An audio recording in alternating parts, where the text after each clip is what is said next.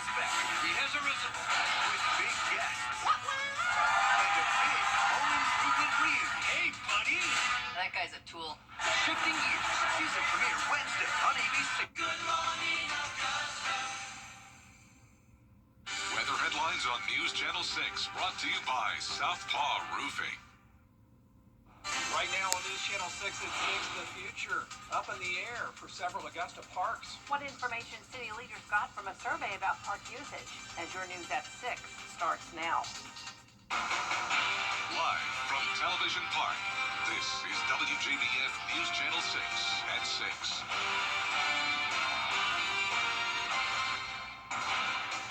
Everyone, I'm Jenny Montgomery. I'm Brad Means. Thanks for joining us. Coverage you can count on begins with the word from a survey of Augusta parks, and it seems there are too many and not enough money to keep them all open. Commissioners getting the results of a study of how popular the parks are. George Escala has that story. The consultants looking at usage at Augusta parks calling the situation not sustainable, and the city needs to take a hard look at its underutilized parks. We've been talking about this. We've been kicking the can down the street for how many years now? We got way too many parks. The consultant study looked at 51 city parks and finding 21 are underutilized. Cameras mounted in the parks track usage, but the study has only 60 days worth of data. We're going to have to close some that are very underutilized. I know already some people have said, well, you know, you only did it during the summer, you know, so hot, and a lot of people may not have gone. But some commissioners saying instead of closing the underused parks, improve maintenance to attract the public. These are neighborhood parks where people are going, and there's no way that we can really validate saying, hey, you know, we got to close this park because it's underutilized, but then it's underutilized because there's mold in the bathrooms. But closing any park would leave the city with surplus property on its hands. You sell the land, though, if it's underutilized? Well, we'll see and determine what would be the best use of it. It could be repurposing it for something else that's needed or otherwise. Sell it. We got things that could really be done on these properties, you know, on these so-called parks. Consultants saying there's still another month of data left to look at, so the plan is to report back to the commission the end of October. In Augusta, George Escala, WJBF News Channel 6. It is time now for our first check of the weather. For that, we turn to Chief Meteorologist Jenna Petracci. Well, today is very similar to yesterday. It's still very cloudy outside, and we just have a few light showers. So here's the latest on Live Viper 6. Most places are dry, but notice in between Glasscock and Warren County, we have a few light showers, and then other areas could be experiencing some drizzle and mist, but definitely not a lot of significant rainfall. You can see over the past 24 hours, a lot of places have stayed completely dry. Other places have picked up around a trace amount of rain. Today's almanac shows that we didn't officially pick up any rain at Augusta Busch Field, and we started out our morning above average at 69, and then only climbed up to 77 in the afternoon, putting us well below average.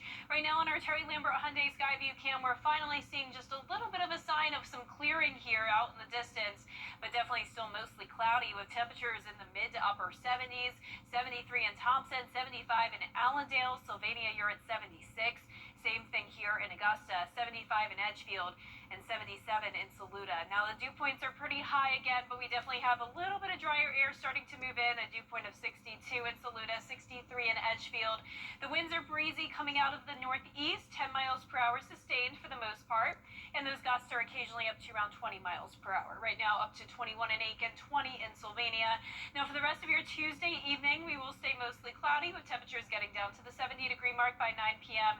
And looking ahead, rain chances are going down as the sun returns tomorrow. We'll warm up to 84, but notice even cooler temperatures ahead for us and some lower dew points and chilly mornings, lows falling down into the 50s. I'll have more details on your forecast coming up, and back to you. All right, Jenna, thank you. 2 people are facing charges in connection with a murder in Augusta.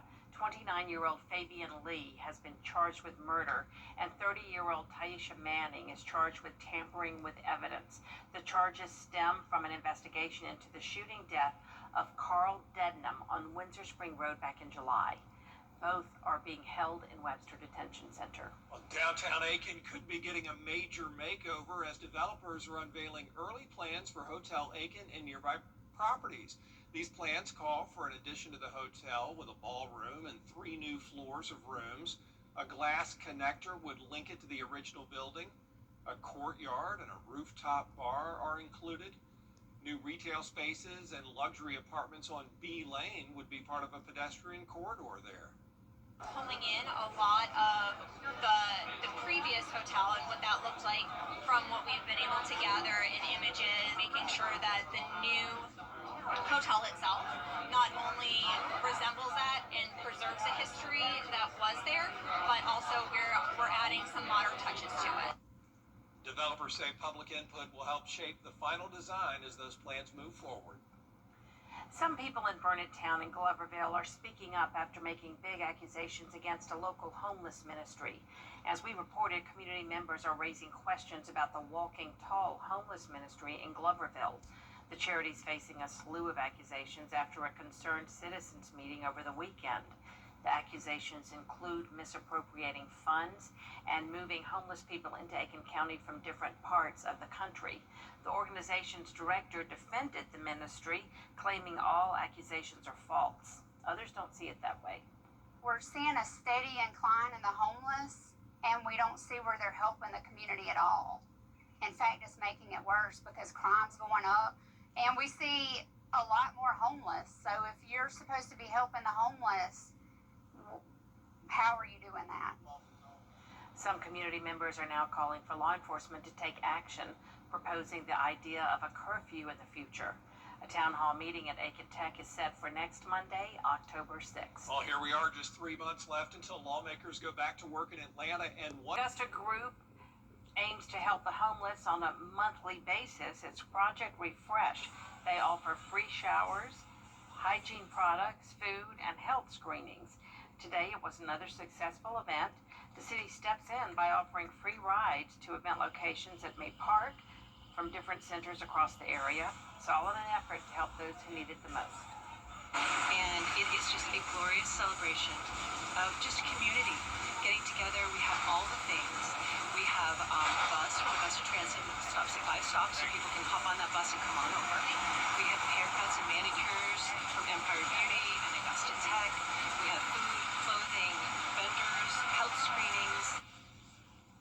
The next Project Refresh event will be held Friday, October 31st at May Park on 4th Street. organizations across the upstate coming together in South Carolina to shed a light on the realities of poverty.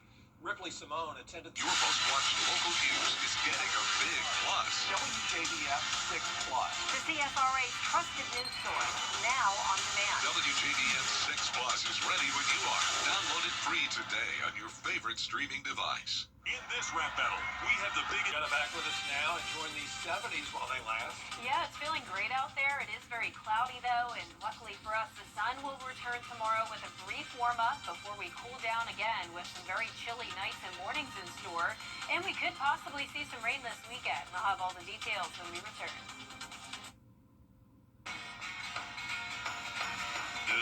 Join Piedmont Augusta Foundation for the 25th Annual Miracle Mile Walk, Saturday, October 18th at the Augusta Common. Donation drop-off begins at 7:30 a.m. The walk kicks off at 9 a.m. Visit WJBF.com/Miracle Mile to start a team, donate, or to purchase raffle tickets. All proceeds stay local to give women in our community a fighting chance against breast cancer by providing life-saving mammograms. Be a part of the miracle and join us for the 25th Annual Miracle Mile Walk. See you there. I'm not Judge Judy, but I've worked with her for years. She's a real sweetheart. I hate people like this aggressive. Judy is back with all new cases. Have you lost your mind? Judy Justice. Weekdays at 3 on News Channel 6. Weather headlines on WJBF News Channel 6. Brought to you by Southpaw Roofing. Roofing done right. Now, your most accurate forecast with WJBF WJBF Live Viper 6. Welcome back. Today is the last day of September, and it has been such a dry month. And notice all these orange boxes here representing 0 inches of rain. Anywhere that you see the green, those are the days that we did have some rain. A lot of that happened over the weekends, but notice those amounts were not very significant. And that was the case yesterday as well. We picked up just 0.03 inches of rain, and that means we finished off the month with around 3/4 of an inch, which makes it around 3 inches below normal. Our Terry Lambert Hyundai Skyview cam still showing some dense cloud cover, but you can see the sun trying its best to peek through the clouds. We will start to see some gradual clearing tonight through tomorrow with temperatures in the mid-70s, and we'll be dropping into the low 60s by tomorrow morning. Dew points are in the upper 60s, still a lot of moisture around with a northeast breeze of 10 miles per hour, and around the CSRA we're seeing mid-70s for the most part. 73 in Thompson and Swainsboro, 75 in Barnwell and Allendale. Aiken, you're at 74 degrees. Our satellite and radar is just showing a few spotty showers around Gibson and Sparta. Overall, it is a mostly dry Tuesday evening for us with high pressure moving back in control. We have the stationary front off the coast, and that is right next to our 2 twin storms that we've been watching all week. Here's the latest on Imelda and Humberto. They're actually both Category 1 hurricanes right now. Wind speeds are very similar, 85 miles per hour and 80 miles per hour. And here's the latest track for Humberto. It's a big change from yesterday. It's actually expected to merge with an upper level low, and that will just help to fizzle it out. So this is going to be staying well to the north of Bermuda, which is great news, but unfortunately Imelda is right behind it, and it could be making landfall in Bermuda as a Category 2 hurricane, so a much longer lifespan expected with Imelda, but no impacts here to the United States. So for tomorrow's forecast, we're starting out in the low 60s, so a bit chillier than it has been lately. But then warmer in the afternoon as that sun starts to come out. We'll be getting to 84. That puts us right on track with average. Now those low temperatures are going well below normal, especially by Friday. 55 degrees in the morning, but we'll start to warm up again by next week. Here's our futurecast tonight. Still that lingering cloud cover lasting through tomorrow morning. There's 8 a.m. Then by 8 o'clock tomorrow evening, we're looking mostly clear. We're going to have that high pressure in control, so really not much going on. No rain chances expected through Thursday, so pretty quiet weather. Now our lows tonight will be in the low 60s. Our high temperatures tomorrow are going to be in the low to mid 80s. And your 10-day forecast is once again showing those temperatures take a dip with lows in the mid 50s, highs in the upper 70s, and then we'll be tracking the possibility of some rain Sunday into Wednesday of next week. Now congratulations to today's umbrella winner. That is Donna Knight from Augusta. Donna, you can pick up your Viper 6 umbrella here at the station and sign up to win yours on WJBF.com. Jenna, thank you. Jenna, thank you. Coming up, Aquinas football looking to continue their winning ways despite some injuries. We're going to hear from their head coach in sports.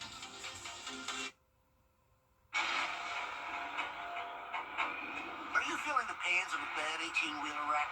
I've got this. I'm Attorney Ken Nugent. I've got a top-notch group of lawyers who stand firm against an insurance company's greedy ways. We'll do it the easy way or the hard way, but we won't stop until they pay you the maximum settlement you deserve. One call, that's all. Let's get go!